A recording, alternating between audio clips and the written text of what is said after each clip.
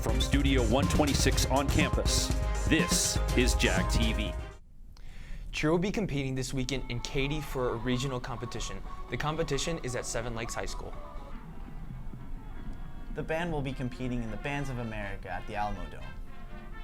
Tonight is the annual NAISD College Night at 6 p.m. at Blossom Athletic Center in the Littleton Gym. The theater will begin its performance of The Sideman on November 7th. They will be performing in the Black Box. Last week, NAISD's newest superintendent, Dr. Sean Micah, visited the JAG TV studio to tell us more about his position. Eduardo and Tully have the interview. Hi, I'm Eduardo Meza-Rocaberts, and today I'm here with Dr. Sean Micah, who was just named the superintendent of NAISD last month. Thank you for being here with us today. Absolutely, I'm glad I could join you. All right, so tell us a little bit about yourself. And where are you from? Okay, so I actually grew up in a town of 100 people in Ontario, Canada. And I moved when I was 19 years old to Corpus Christi to attend school. And how long have you been in education? And what are some of the roles you have had before becoming superintendent? Sure, so this is my 25th year in education. I know I look great for my age, right? Let's see, so I was a middle school math teacher. I was an elementary teacher. I was a math specialist. I was an assistant principal, and then a principal, an executive director for campus administration, overseeing 19 schools, an assistant superintendent, and then I'm now the superintendent. So now let's do just a quick civics lesson. Sure. Explain to a high school audience your role and your work with the Board of Trustees, campus administration, and the state for NAISD. Oh, well, that's a great question. I oversee the day-to-day operations of the school district, so I'm making those day-to-day decisions. The board is a 7-member board, so they're my bosses. So I have 7 bosses. Now just think about that. But their job is they represent a district. So there are 7 districts within our school district's boundaries. So they represent, and when we come together, they set policy. They hold me accountable for the decisions that I'm making. What's a challenge that NAISD faces now that wasn't a concern 5 years ago? Sure. That's a great question. The greatest challenge we face right now is being competitive in an educational marketplace. So kids and parents have lots of choices today on where their child can go to school. And so we need to make certain that our parents and our students understand that we're a wonderful choice for an education and all of the great programs that we have to offer here in the Northeast School District. All right. And what do you enjoy most about being part of the NAISD community? This, I love interacting with students and our teachers and our community. That's the greatest piece of my job, is I get to meet kids and parents and teachers from all walks of life and get to go out and be the best ambassador. I'm the greatest cheerleader for the Northeast School District. That's my job.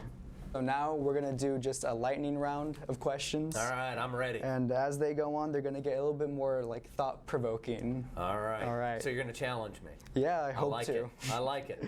All right, so bean and cheese or potato and egg? Potato and egg. Cowboys or Texans? Neither. Okay. Cats or dogs? Dogs. Jaguars or Rattlers? Northeast ISD. Good choice. In-N-Out or Whataburger? Ooh. Whataburger. Good choice. Are hot dog sandwiches? Ooh. No. No. Is water wet? Well, it depends on which way you look at it, but yes, it's wet. I know a lot of people you're going to upset by saying that one. All right, and finally, does pineapple go on pizza? No. Thank you for joining us today. We really appreciate it. Okay. Eduardo and Dr. Micah want to thank you for tuning in. I hope you learned a little bit today.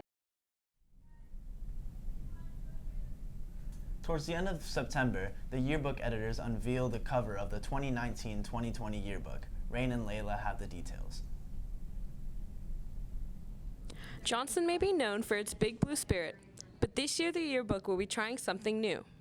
So the cover, it says this book is supposed to be blue, but that's not the theme. The theme is oh okay but. And so basically, like, every year we put out a book. Obviously our books aren't always Johnson blue because that's boring. They it's always like, they're always like, why isn't it blue? And we're like, It's boring.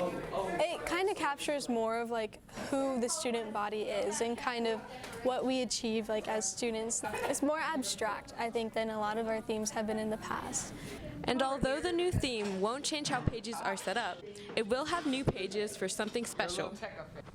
We're gonna highlight people like that have done like different things, other like we're like oh, okay, but like the kid that is in cross country and band and like has like stuff like that, like things that like we're highlighting the people that shine out the most. With this year's focus on student individuality, every story will be unique. So we've been looking to find like individual stories because we want to get as much student coverage as we possibly can. Like ideally we would get coverage of everyone, but obviously that's not possible. So we've been trying to find individual stories that we feel really capture our theme. For JAG TV, this has been Rain Antunes. With all the news from the field and the court, Nate Casanueva has JAG Sports. What's up, Jags? We're finally back and ready to get you caught up on all the action you missed.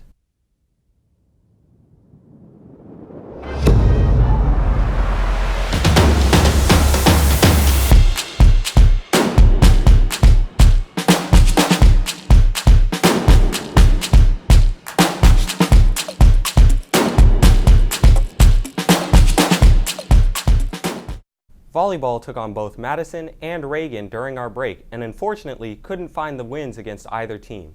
The Jags did win against Lee and MacArthur and played a tough game against South Stand, winning 3-2. Last Tuesday they played Roosevelt and won, shutting out the Rough Riders. This Friday the Jags took on Churchill and that was a 3-0 loss for them. And the Jags finished out district, taking on Madison once again.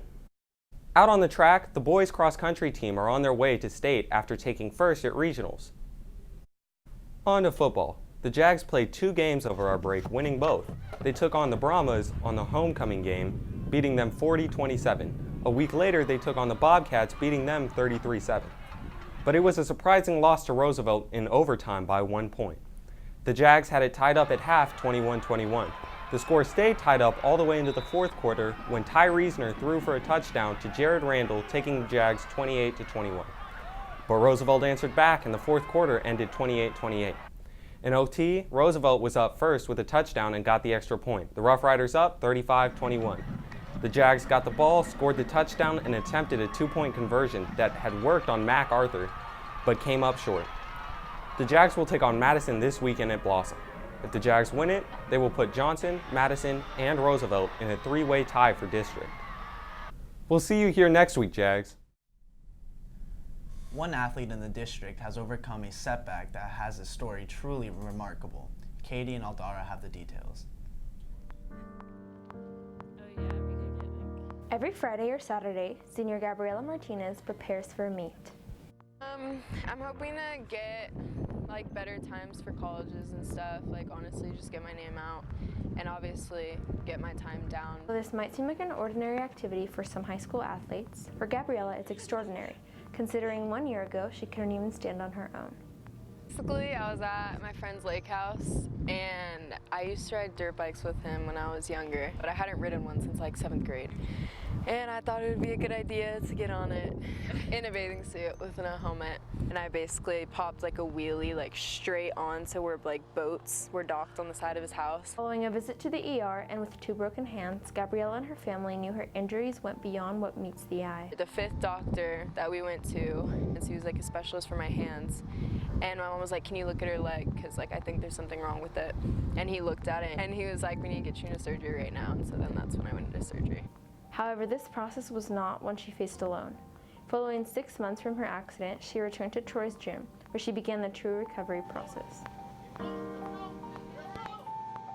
She's already so neuro, she already compensates and adapts so quickly that what makes her a great athlete also makes her very susceptible to injury. So she was in her sympathetic nervous system, bad, and she was having a hard time getting out of it because it was very, very traumatic. And one thing we were able to do is keep her body from going into the sympathetic nervous system and staying in the parasympathetic. Even after being told she might never walk again and narrowly avoiding amputation, she remains optimistic as she looks back on her period of recovery.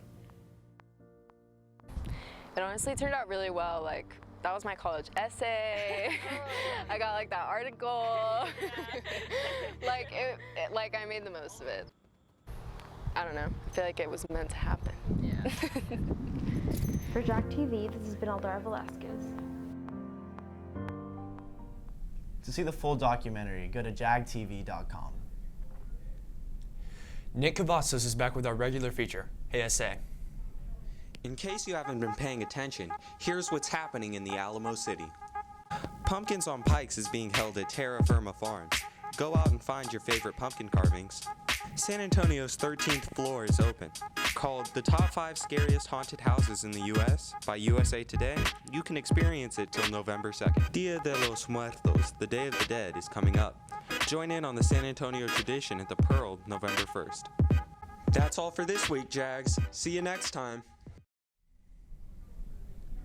Adding even more local color to the Pearl is a new pop-up shop with something for everyone. Angie, McCaslin, and Isabel have more details. With one location already popular, Felice Modern Pop just opened up their second location at the Pearl in September. We are open every day. On Saturdays, we're open 9 a.m. to 8 p.m., Sundays 10 a.m. to 4 p.m., Mondays through Wednesday 10 to 6, and Thursday 10 to 7, Friday 10 to 8. Besides the creative products, original decorations, and lively atmosphere, there's one thing that keeps drawing the customers in. Colorful. The color just pops out. It pops of color. It's a nice family atmosphere we kind of have going on. And then also I think the whole store's kind of inspiring. And while there's another Felice Modern location, the newly opened one is specially adapted to fit the unique style of the Pearl. This is our second location. Our first location is on Olmos Drive in Olmos Park near Trinity. It's such a draw for local and tourists as well. The culinary focus made us add candy, and we wanted to make it more fit in with the Pearl concept, so we added sodas and treats. Not to mention, the store has something for everybody, whether you're an adult, child, or even a dog. Felice Modern Pop contains a variety of products for animals, ranging from treats, leashes, and even party hats for birthdays. We also have dog items, just like the other store, so we had a lot of dog parents, and we have kid items, adult items, cards, everything. And we just wanted, when people come in, to feel happy and light, and everything's modern and clean and not fussy or too stiff, not a stuffy boutique. Can't go wrong. It's very impulsive. You're going to find something you like here. I think anyone should come by and check it out. A lot of fun stuff. For JAG TV, this is McCaslin Sparrow at the Pearl. And now here's something fun from our crew. What's crack-a-lackin' Jags? Looks like it's time for another talent show.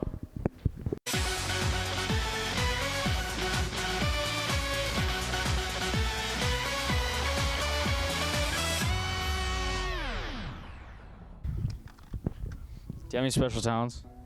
No, not really. Okay.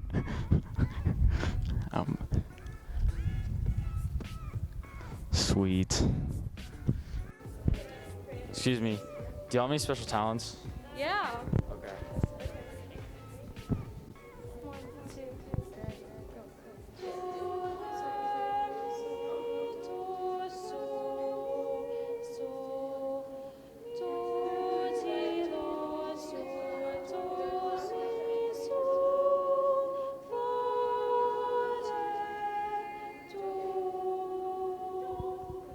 That was amazing, guys. Thank you. Okay. Excuse me, do you have any special talents? Yeah, I can do a cartwheel. Okay.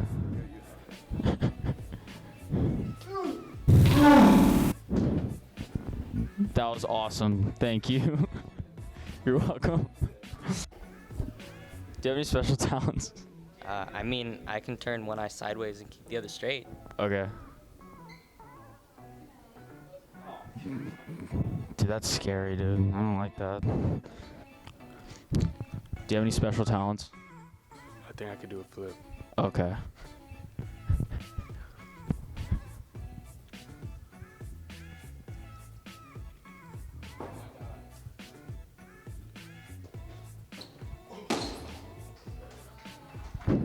That was awesome.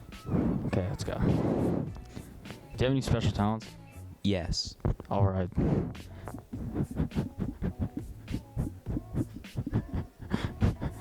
Dude, that was sick, Bobby. That was dope. What's up, baby? Thank you. Of course, bro. We needed that. That's it for the Johnson Talent Show. Do y'all want to see my talent? Okay.